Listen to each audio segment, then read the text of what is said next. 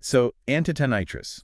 It's quite a name, isn't it? Yeah, it really makes you think of something. Mm, Ancient, powerful. exactly. And, for you listening, if you're keen on getting the big picture fast, understanding how those massive long-necked dinosaurs really got started.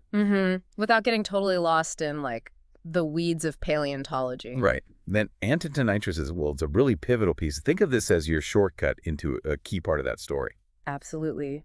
We're diving into Antetonitrus ingenupace today. It comes from the early Jurassic Elliott Formation in South Africa. Okay. And we've got sources covering, its classification, how it got its name, the discovery. Physical details, evolutionary significance, Yeah. the works. Pretty much. We'll look at the physical details, where it fits in the family tree, all of that. So the mission here is really to unpack why Antetonitrus is so important. Why does this one dinosaur matter so much for understanding the origins of sauropods? It's like getting a glimpse behind the curtain, isn't it? Seeing what came before the real thunder lizards. Before the thunder. I like that. Okay, so where does the story start, the discovery? Yeah, it begins back in 1981. A paleontologist named James Kitching found these fossils. In South Africa, you said. That's right, in the Free State. But interestingly, they weren't immediately flagged as something totally new. Oh, so what happened? Well, initially they were stored at the Bernard Price Institute and actually labeled as Euscholosaurus. Wow, okay. So just sort of filed away under an existing name? How did that change? It took an Australian expert, Adam Yates, quite a bit later. He was studying early sauropodomorphs. That's the broader group, right, including the ancestors. Exactly. And Yates recognized that these bones were distinct. They didn't quite fit Euscholosaurus. So he spotted something unique. He did. And so in 2003, he and Kitching officially named it Antetonitrus. Okay, 2003. And the name itself, we touched on it, before the thunder. Let's break that down again. Sure. So ante is Latin for before, and tonitrus means thunder. Before thunder. A clear reference to it existing before giants, like, say, Bronchosaurus, the classic thunder lizard. Precisely. And the second part, the species name, Ingenapsis. Right, ingenupace. That's from ingens, meaning massive, and pes, meaning foot. Massive foot. So the name highlights what? Yeah. Its feet were already showing signs of needing to support a lot of weight. Exactly. It points right to one of the key adaptations we see starting in this animal feet built for carrying a heavier body. Fascinating. And the main set of bones they used to describe it, the holotype specimen, was it just like a single bone or? No, it was actually a pretty good find. It includes several vertebrae, backbone bones. Okay. And quite a few bones from both the front and back limbs. And they think it's all from one individual. That's the interpretation, yeah. Which is great because it gives you a more complete picture of one animal. Plus, there were about 5 other limb bones found nearby from a smaller individual, but probably the same species. Okay, so a decent amount of material to work with. What does that tell us about its size? How big are we talking? Well, based on that holotype, the estimates are around 8 to 10 meters long. So maybe 26 to 33 feet-ish. Yeah, roughly. And standing about 1.5 to 2 meters tall at the hips. 5 to 6.5 feet, maybe? Around there. And weight-wise, maybe 5.6 metric tons. Or 6.2 short tons. So, substantial. Definitely not small, but maybe not the absolute giants we think of later. Not yet, no. But definitely getting bigger than many of its predecessors. And wasn't there a suggestion it could have grown even bigger? Something about the bones not being fully fused. Ah, yes, that's a really important point. The neural arches on the vertebrae, those bony bits that stick up. Right. They weren't fully fused to the main body, the centrum of the vertebrae. And that means? That usually indicates the animal wasn't fully mature. It was likely still growing. So an adult Antetonitrus might have been even larger than those estimates? Quite possibly, yes. It hints at a potentially greater adult size. Okay, so a large and potentially even larger plant eater.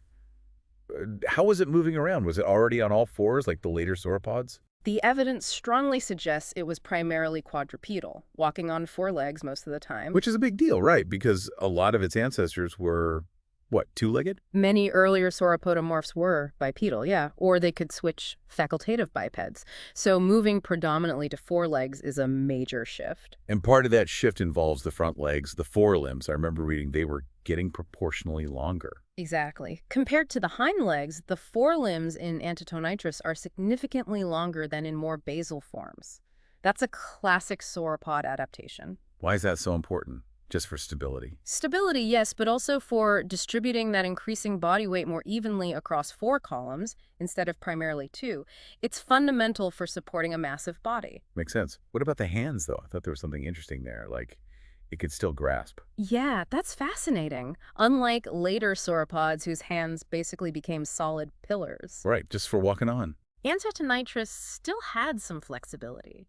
The first digit, the thumb or pollex, was a bit twisted and could likely still move, suggesting some residual grasping ability. Wow. So it hadn't fully committed its hands to just being weight-bearing columns yet. Seems like it. It's a holdover trait from its ancestors. Later sauropods lock up the wrist, palms down, purely for support.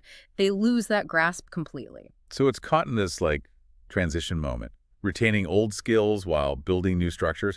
What other signs point towards it getting bigger? Well, the wrist bones themselves were getting broader and thicker, more robust. Okay. And the femur, the thigh bone, if you cut it across, the cross-section is sort of elliptical, oval shaped. And that's stronger. Yeah, that shape provides better resistance to bending stresses, which is crucial when you're supporting more and more weight. Even the vertebrae head changes, right?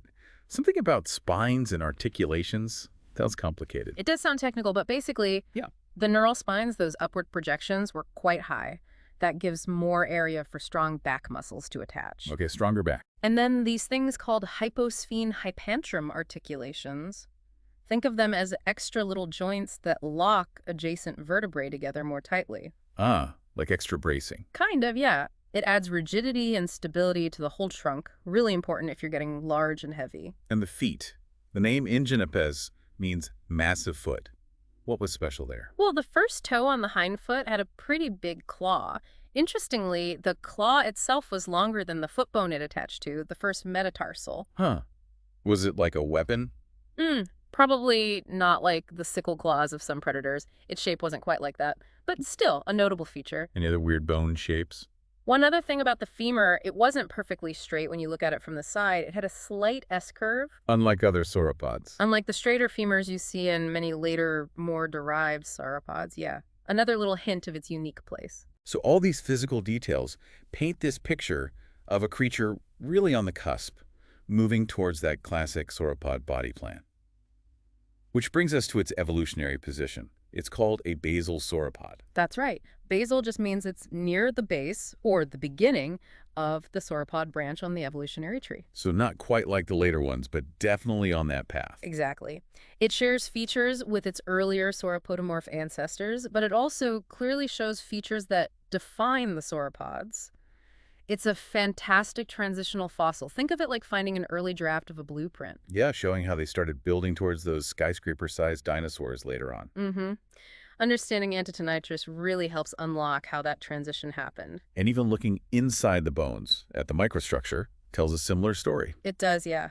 Bone histology, studying thin slices of bone, shows this cool mix. Like earlier forms, it has these lines called lines of arrested growth, suggesting growth might have paused sometimes, maybe seasonally. But like later sauropods built for rapid growth, it also has lots of this highly vascularized fibrolamellar bone, especially in the outer layers.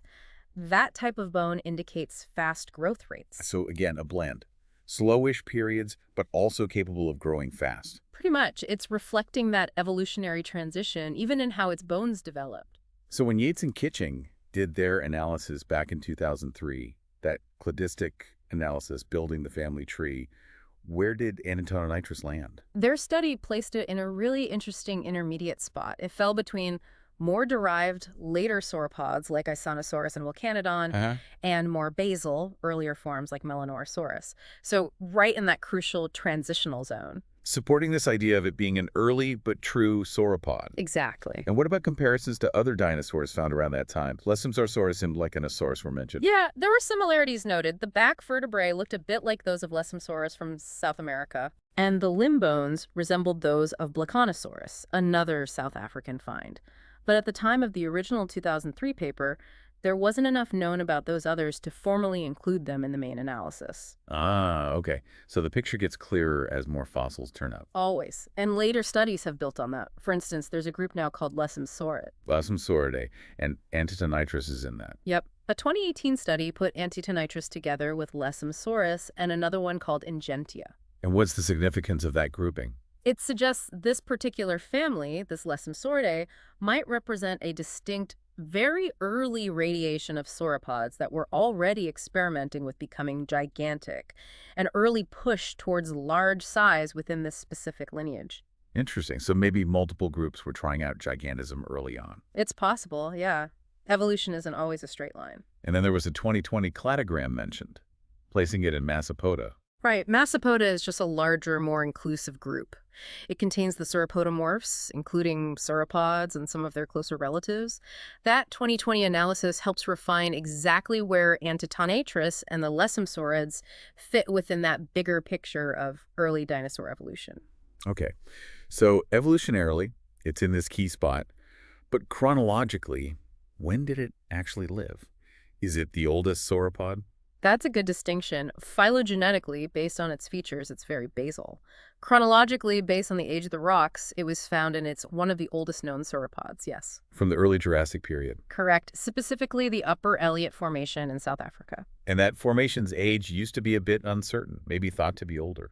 Yeah, parts of the Elliott Formation, the Lower Elliott, were initially thought to be late Triassic, but the Upper Elliott, where Antetonitrus comes from, is now pretty firmly dated to the early Jurassic. So slightly younger than the end of the Triassic? Exactly. Before Antetonitrus and these other South African finds were properly understood, who held the title of oldest sauropod. For a while, Isonosaurus from Thailand was often cited as the oldest.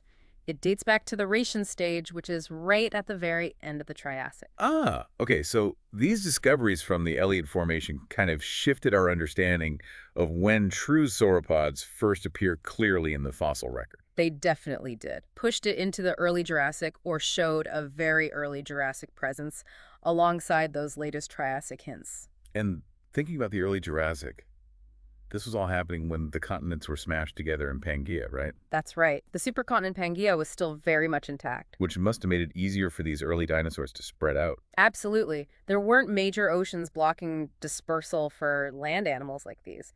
That helps explain why we find related early sauropodomorphs and sauropods in places that are now very far apart, like South Africa, South America, Asia. They could literally walk between continents. Pretty much, yeah. It was a very different world map. Okay, wow. We've covered a lot. Let's try and boil it down. For you listening, what are the absolute key takeaways about Antetonitrus? I think the main thing is its role as a transitional fossil.